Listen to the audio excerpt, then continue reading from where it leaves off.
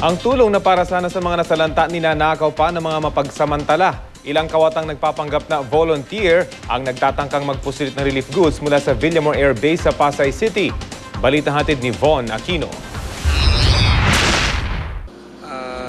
Hindi na umano bago ang mga insidente ng pagnanakaw ng mga relief goods sa loob ng Villamor Air Base.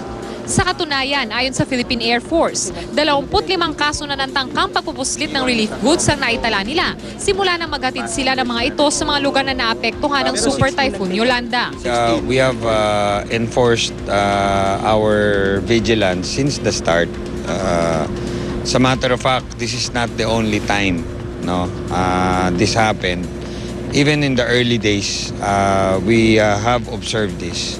Nitong Sabado lang, 6 na individual kabilang ang isang opisyal ng Manila International Airport Authority ang nagtangkang magpuslit ng relief goods palabas ng airbase. Pero bago pa man makalabas, nahuli agad sila ng mga tauhan ng Air Force. Isang sako at 2 garbage bag na puno ng relief goods ang nakuha sa red plate na sasakyang ginamit ng mga suspect. Isinailalim na sa inquest ang 5 sa mga suspect at nakapagpiyansa na, samantalang ang isa ay nakatakas sa ospital habang isinasagawa ang kanilang physical exam. Sa kabila ng ganitong insidente, welcome pa rin naman daw ang mga volunteers sa Villamor Air Base. Wala namang instruction sa amin ng DSWD to turn back volunteers. That's one. So I would presume that we're still welcoming volunteers. Von Aquino, GMA News.